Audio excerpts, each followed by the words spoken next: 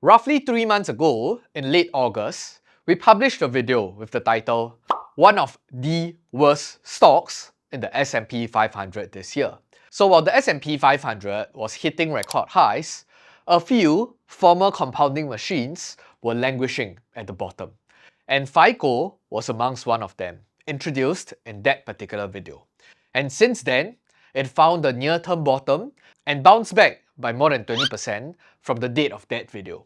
And of course, we are not calling that a victory. 3 months is a relatively short time frame for any serious investors. However, many of you liked the analysis, and today we are going to apply the same lens to another stock in a similar spot like FICO 3 months ago. So don't forget to poke the like button to let us know you love such videos.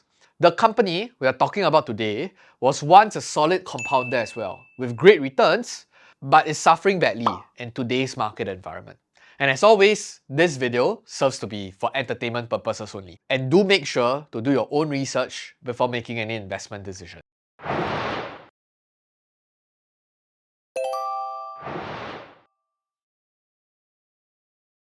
So the company we're talking about today is Chipotle Mexican Grill. And a quick crash course on what they actually do. They're basically a fast casual chain where you build your own burrito, bowls, or tacos along an assembly line. So think of it as something like Subway, but a Mexican version.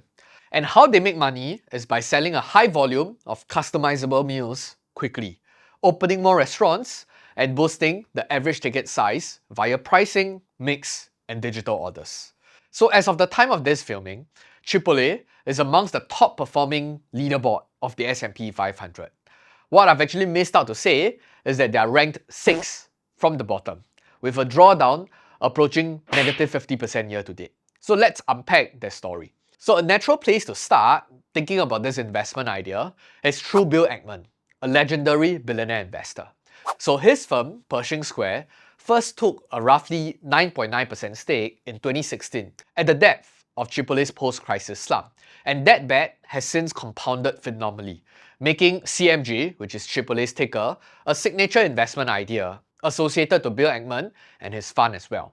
So along the way, in the past 9 years, Ackman has trimmed off a significant part of his Chipotle position.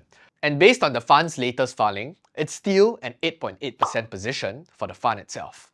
In fact, Ackman remains a vocal advocate for the company. He even written about Chipotle in his 2023 letters to shareholder, and it's still, and I quote, in the early innings with a path to more than 7,000 North American restaurants and additional runway overseas, unquote. Furthermore, in his 2025 annual investor presentation, he had a slide dedicated to CMG and his expectations for the investment idea. And the natural question, what exactly happened to the company? Why the absolute disaster of a performance, at least on a year-to-date basis? So I think it's important to highlight the sea change of expectations here. If you pull out the long-term chart of Chipotle, so the last time that investors saw its shares traded near today's valuations was in early 2021, and that's more than 4 years ago. Yet, the business has grown a lot larger since. For comparison, top-line revenue roughly doubled, about 6 billion in December 2020 to 11.8 billion on a trailing 12 month. Operating income climbed from 320 million to roughly $2 billion, a 6x increase.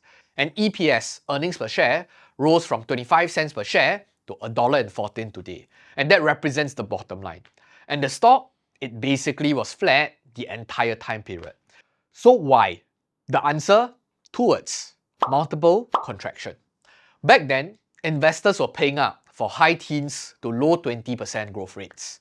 Today, with organic growth slipping into the low single digits, sometimes even going to negative if comparing it to the same store sales, clearly and naturally, investors are unwilling to assign the same premium multiple. In fact, to make things worse, we're actually seeing signs or hints of softer traffic, pricing fatigue, and tariffs-related inflation that cause more pressure to its margins from the management's disclosure recently. And just a quick glance on some popular valuation ratios, comparing back in 2021 to today, PE, which is price to earnings, seems to compress towards 20 times, price to sales decreased from 6 to 3 times, and just this re-rating alone explains the 50% quote-unquote discount on valuations from its peak. So we are not expecting that the business to lose half of its revenue or even earnings tomorrow. But instead, it's more about what the market is willing to believe and to pay for Chipotle's future. Now, here's what changed for Chipotle. Their latest quarter was at best a mixed bag. In Q3, revenue was about $3 billion, up 7.5%, mostly from opening new restaurants, while same-store sales were basically flat at positive 0.3%. Profitability also slipped, and the company's operating margin eased to 15.9%, and that's down a full percentage point year over year from 16.9%. And at the store level, the margins dropped 1% too, from 25.5% to 24.5%. So intuitively, investors are asking, why was it down? Mainly due to three things. Firstly, demand softened, especially amongst the younger diners, dealing with tighter budgets and even citing student loans. And secondly, cost, even outside of food, including labor, occupancy, and even marketing went up. So marketing expenses was lifted to roughly 3% of sales, adding to the overall expense of this quarter. And thirdly, a little more discounting and promo activities to keep the lines moving. So food cost actually improved by a slight touch, about 0.6 points better as a percentage of sales, but it wasn't really enough to offset the rest. And in fact, the entire discussion around tariffs driving up food prices is still a major concern. Guidance has also been very cautious. Management is signaling negative low single-digit comps for full year of 2025, which suggests a weak Q4 and even a weak Q1 moving into 2026. And we can only expect some sort of a gradual improvement in Q2 next year. Now, Chipotle still intends to grow their footprint by 350 to 270 new restaurants in 2026, with Chipolanes, which is their drive-through pickup in most of their new builds, plus a slow ramp-up internationally. So to translate what this means for investors, even if existing stores are flat, unit growth alone could potentially lift total sales in the mid to high single digits in 2026. But margins are still expected to feel pressured as they continue to spend more on marketing, keep value in check, and to absorb some of this inflation instead of raising prices to the end consumer again. And beyond the numbers, the vibes around the company ain't great too. You just have to do a quick search on either Google or Reddit or any of the popular community platforms, and you'll see heaps of complaints around the company today. And the concerns tend to revolve around the same key issues. Customers are complaining that prices are going up, portions are going down, and you sometimes get a hit or miss in terms of quality of the food prepared. So to give you an example, this comment was upvoted 139 times. And I quote, "I used to love Chipotle. Now the food is terrible and low quality. Employees are overworked and angry all the time. I revisit maybe once a year, and every time it's a mistake, and it's astonishing to see how awful they've become." Unquote. And in fact, there was another Redditor that expressed that what's super sad is that all they need to do is to go back to the basics. Increase their portion sizes and stuffing levels to what they were 10 years ago. They had a winning formula and chose to F it up. So for our purposes as investors, this is a useful field check on the numbers and how customers are thinking in real time. So I believe there is no running away from the challenges Chipotle actually faces today. The brand is still pretty well known, the menu is simple, and the plan is to open up more stores, make pickup faster, push their drive-through lanes, and expand overseas. So management is leaning quite heavily into marketing and sharpening its operations. And the question now isn't what's the strategy, it's how fast they can actually execute and win back trust from their customers again. And over the last 5 to 10 years, the company scaled hard and grew a bigger customer base.